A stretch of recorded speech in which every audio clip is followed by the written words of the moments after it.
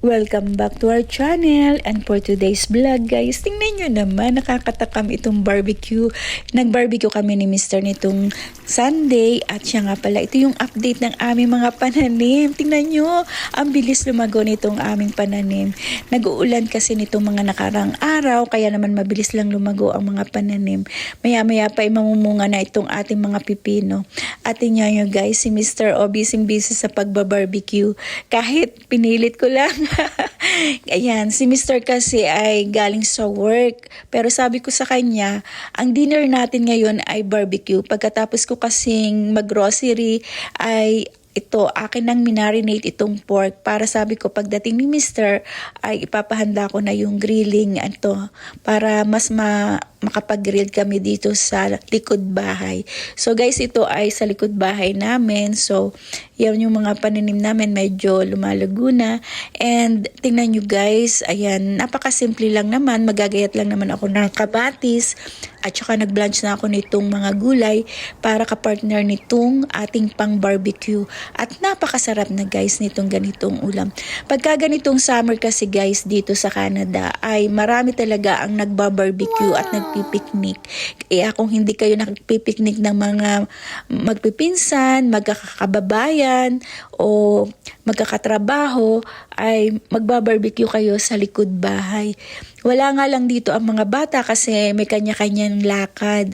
At saka tingnan nyo naman, kaming dalawa lang dito pero napaka sarap naman itong ating pagkain. Ito yung ating dinner. Ayan si Mr.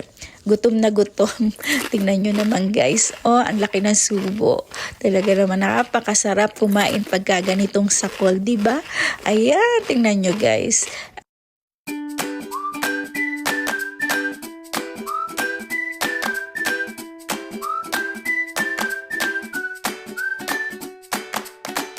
Masarap talaga ang ganitong mga nagbabarbecue kayo pag summer. Napakaikli lang naman kasi ng summer guys. Dito kasi sa Canada, 3 months lang ang summer, June to September. Kaya naman talagang kabi-kabila ang activities kapag ganitong summer. May camping, merong ganitong picnic, ayan. Tapos yung maraming nagta-travel pagka ganitong summer. Katulad nung panganay namin nasa Calgary, yun namang bunso ko ay may kanya ding lakad kasama yung mga kaibigan. At yan nga pala guys, pagka ganitong malalaki na mga bata ay talagang kayo na lang talaga ang dalawang mag-asawa ang maiiwan. Pero ganun pa man, kahit na maikli lang ang summer dito, iba-iba pa rin ang temperatura sa buong Canada. Katulad sa Southern Canada, sa Toronto area, dyan sa Ottawa, talagang umiinit hanggang sa maghapon. Buong maghapon hanggang sa gabi ay mainit. At nagkakaroon pa nga ng heat wave.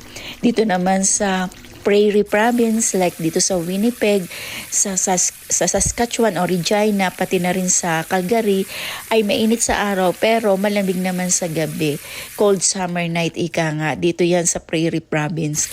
Sa Vancouver naman, tsaka British Columbia, ay maganda rin ang panahon dyan. Tama lamang ang klima sa summer. At nga pala, ito yung kamatis namin pagkalabas ng hagdanan namin, ay pamimitas na lang ako ng kamatis pagka ito ay nahinog. Si Mr. naman ay nag-mowing nitong Saturday at ito nga pala yung mowing machine na ginagamit niya. Nasa kanto kasi yung bahay namin, kaya naman yung area dito sa side pati na sa front at pati back ay kailangan mong i-mower. So yan guys ang lapad ng minomowing ni Mr. Kaya naman nag-invest talaga kami sa pag-mowing yan sa machine na yan para mas madali ang trabaho. Kasi kapag naman yung pantabas lang, yung ordinary na pang loan ay nahihirapan si Mr. Kaya sabi niya, bumili kami ng ganito para hindi na mahirapan. Kasi nga pagka tumaas yung damo, ay ma-issuehan ka ng letter, magkakaroon ka ng penalty pagka hindi ka nagtabas ng damo. At yan naman ang aming breakfast at hanggang sa muli. Bye-bye! Love you all!